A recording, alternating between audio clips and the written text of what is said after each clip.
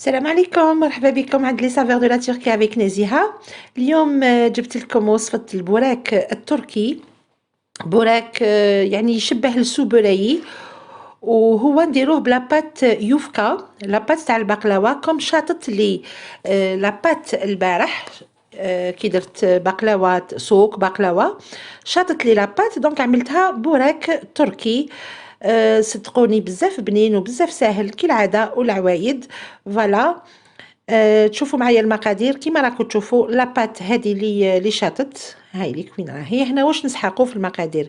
الا كان متوفر عندكم في الدار الفيشي لو غازوز، نسحقوا كاس تاع لو غازوز.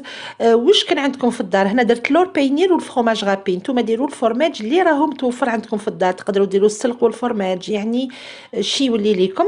درت 3 حبات ولاد الدجاج، شويه زيت، الملح. وما وريت لكمش تاني هنايا تاني درت الحليب، نسيت برك ما حطيتوش، ما بريزونتيتوش في مع لي زانغريديون. دونك هنا عندي لو بلاطو تاعي، هنا حوالي عندي 35 سنتيمتر على 25، فوالا 35 على 25 سنتيمتر. درت شويه زيت كيما راكم تشوفوا، حطيت فرشت الورق، ورقه واحده. هنا درت ولاد الدجاج، الملح والحليب اللي هو السوت. هنا ندير كاس ماشي معمر تاع الفيشي، كاس ماشي معمر تاع الزيت، وكاس ماشي معمر تاع الحليب. فوالا. والملح بطبيعه الحال. نفرشوا الورق تاع اليوفكا، كل ورقه نديروا غير شويه برك. فوالا، تحبوا ديروا بزوج ورقات، تحبوا ديروا بورقه واحده كيما تحبوا. بطبيعه الحال لاباط تاعنا نقسموها على زوج، النص نديروه من التحت، نديروا لافارس تاعنا ونزيدوا النص من الفوق.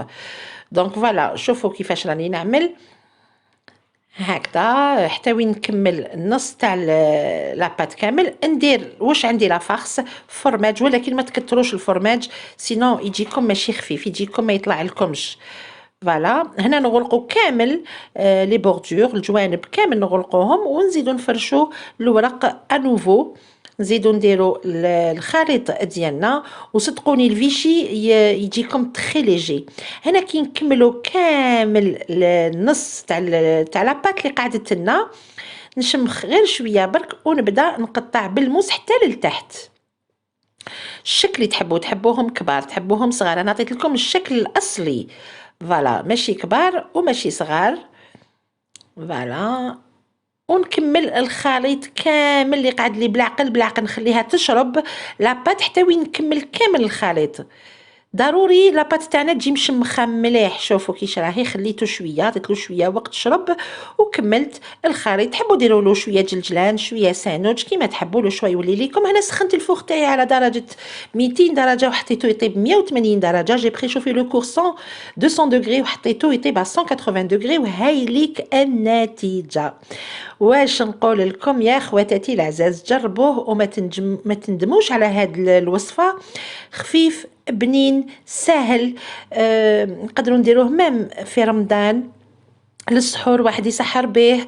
فوالا، وصفه سهله وبنينه. شوفوا كيش راهو فخفخ، الله الله. والريحه واش نقول لكم كي كان يطيب، من اروع ما يكون، اكثر وصفه اكثر من رائعه. انا نتمنى تجربوا الوصفه ديالي وتدعوا لي بالخير. نقول لكم السلام عليكم، في امان الله. اللهم نطولن görüşürüz. عافيه توسن. سلام.